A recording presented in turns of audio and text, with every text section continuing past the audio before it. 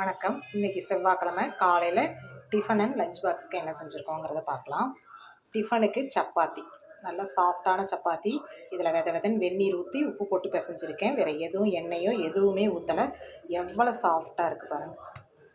சப்பாத்தி நல்ல சாஃப்டான சப்பாத்தி. நல்லா ரேஷன் கோதுமை தான் கழுவி காய போட்டு வெந்நீர் ஊற்றி உப்பு போட்டு பிசைஞ்சு எடுத்து வச்சுருக்கேன். சப்பாத்தி தேய்ச்சேன்.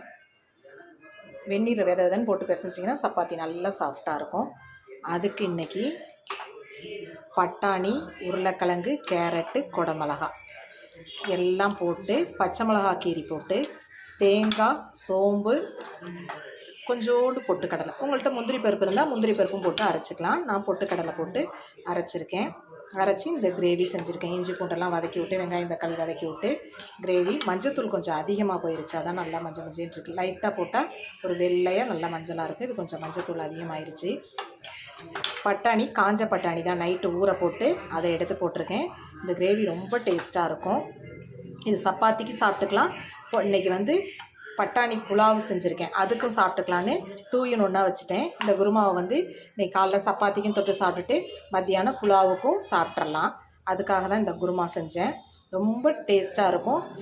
உங்களுக்கு இது சப்பாத்திக்கு மட்டும் வேணும்னா இன்னும் கொஞ்சம் தண்ணியாகவே கூட நீங்கள் வச்சுக்கிறதுனால வச்சுக்கலாம். ஆனால் இந்த கிரேவி பதத்தில் சாப்பிட்டிங்கன்னா ரொம்ப டேஸ்ட்டாக இருக்கும். இது பாருங்கள், உருளைக்கிழங்கு, குடமிளகா எதுவுமே கரையில் பாருங்கள். போட்டு ஒரு 2 விசில் அப்படியே எல்லாத்தையும் வதக்கி விட்டு தேங்காய், சோம்பு, பொட்டுக்கடலை அரைச்சி ஊற்றி செஞ்சிட்டிங்கன்னா ரொம்ப டேஸ்ட்டாக இருக்கும். சாப்பிட்றதுக்கு சப்பாத்தி, நல்லா சாஃப்டான சப்பாத்தி, கொஞ்சமாக கிரேவி. எல்லா காய்கறியும் பீன்ஸு, காலிஃப்ளவர், என்னென்ன காய்கறி இருக்கோ எல்லாம் போட்டுக்கலாம். ரொம்ப நல்லாயிருக்கும். மிளகாத்தூளும் போட்டு நீங்கள் செய்கிறதுனாலும் செய்யலாம். நான் பச்சை மிளகா தான் கீரி போட்டிருக்கேன், அரைச்சி கூட போடலை. பச்சை மிளகா கீரி போட்டு செஞ்சுருக்கேன். ரொம்ப டேஸ்டான குருமா.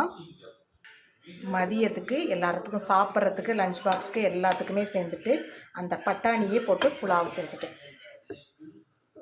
ரொம்ப ஈஸியாக ரொம்ப சீக்கிரம் செஞ்சிடலாம். எவ்வளோ பொலன்னு இருக்குது பாருங்கள். சாப்பாட்டு அரிசியில் தான் செஞ்சுருக்கேன். சாப்பாட்டு அரிசியிலையே பொன்னி அரிசியில் தான் செஞ்சுருக்கேன். பாஸ்மதி அரிசிலாம் செய்யலை. எவ்வளோ பொலன்னு நல்லா இருக்குது பாருங்கள். சூப்பரான பட்டாணி புலாவ் ஒயிட்டாக நல்லா செஞ்சுருக்கேன். வெறும் வெங்காயம், பச்சை மிளகாய், இஞ்சி பூண்டு பேஸ்ட்டு, புதினா கொத்தமல்லி இருந்தால் வதக்கி விட்டுட்டு அப்படியே ஒரு பட்டை, கிராம்பு, ஏலக்காய் மட்டும்தான் தாளித்தேன். வேறு எதுவுமே இல்லை. அப்படியே லைட்டாக வதக்கணும். வெங்காயம்லாம் ரொம்ப வதக்கணும்னா கலர் மாறிடும். இந்த புலாவு தான் இன்றைக்கி. இந்த புலாவுக்கு இந்த கிரேவியை வச்சு இன்றைக்கி எடுத்துகிட்டு போயிட வேண்டியது.